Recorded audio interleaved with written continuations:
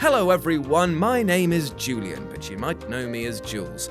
Now, I'm not a DC man, and I'm not a Marvel man. I'm just a guy who reads comics sometimes, but I've noticed a lot of hate towards DC of late. What with some of their movies flopping very hard and their storylines making little sense. Yet you know what? I don't hate the company. I love the fact that they've given us some of the most iconic and damn well important comic book heroes and villains in ages. But now let's do a list detailing some of their strangest, hilarious, and most malicious company decisions. With this in mind, I'm Jules, your Southwest Savage, and these are the 10 biggest DC Comics controversies. Number 10. Batwoman can't get married. So in 2006, Batwoman came out as gay, a great thing that promoted diversity in comics and was well received by all. DC, however, seemed to ride this high for all the length of a sharp breath in, because later they decreed that while Batwoman being gay was great, she can never get married. I mean, surely this comes across as a little backward, right? To offer progressiveness with one hand and use the other to hold marriage away from the situation. DC then said heroes shouldn't have happy personal lives as a reason why Batwoman and now all other DC characters could not get married.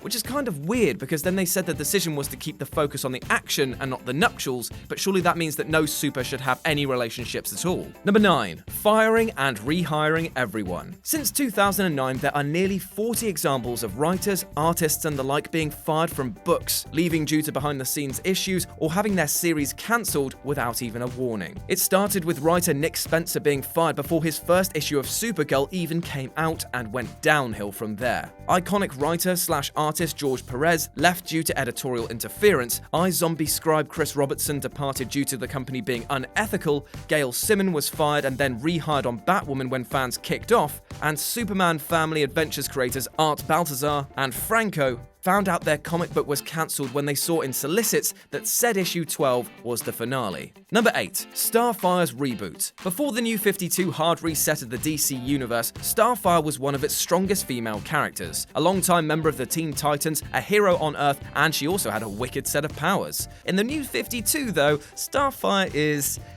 different. For a start, she hits on everyone and is much more sexual than before. Fans obviously noticed this and complained hard.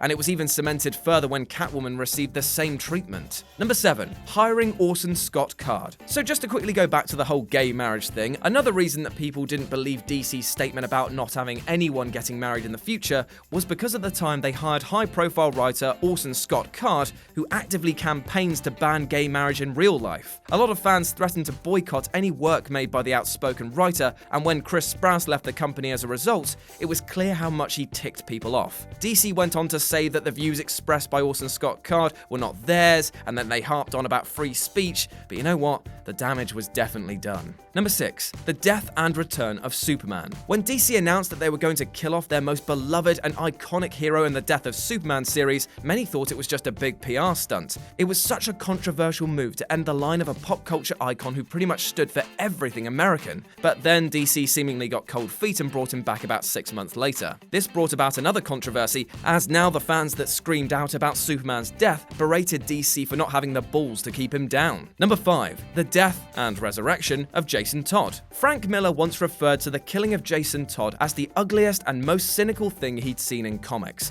Basically, they'd written him as the opposite of Dick Grayson. Whiny, a bit of a brat, and altogether stubborn. Realizing then that the fans didn't like this character for some reason, they decided to make a bit of cash off the proceedings and get people to phone in and vote whether he lived or died. The margin was pretty close, but eventually Todd bit the big one, all down to the fans baying for his blood. Number 4. Identity Crisis. Identity Crisis was controversial on so many levels. The use of rape as a plot device has, unfortunately, become even more prevalent after the series, as has retroactively inserting dark, gritty, dramatic twists into comic books and assuming that makes them more mature. Dr. Light went from being a mid-card, silly villain to a full-blown serial rapist, all because the shock factor would shift units. And Identity Crisis did just that, selling millions but earning massive amounts of ire in the process. Number 3. The HARLEY Harley Quinn Art Contest. Breaking into comic books is a tricky business, so DC came up with a competition to help give people a leg up. The contest would see the winner's art published in a major comic book, so it's actually pretty substantial as a reward. But the controversial part comes with what they were actually asked to draw.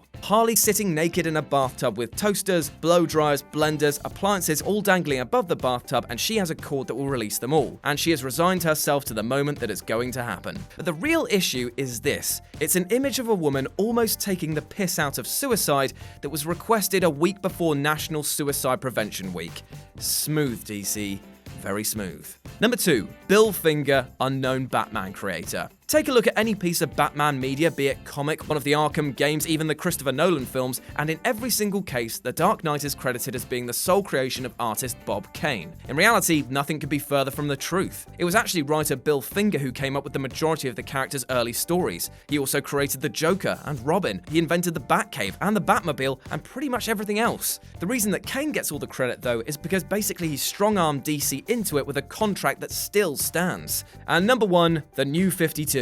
DC doesn't exactly shy away from reboots. In fact, every couple of years or so they've had a continuity-tying moment to make sense of their characters. The New 52 series was plagued with issues, and not just the printed kind. First off, there was a huge deal of editorial meddling, which resulted in characters now having major shifts in their personalities. Then the quality of writing and art was sporadic at best. But the worst thing about the New 52 was that it in no way helped make the DCU more accessible to newcomers, as the market was now flooded with even more information. And that's our list. Got any more DC controversies you'd like to share? Well, let me know about them in the comments section below. And why not swing by whatculture.com for more news and articles like this every goddamn day? And why not follow us on the Twitters? Go on, you know you want to. As always, I've been Jules, you've been awesome, and I'll speak to you soon.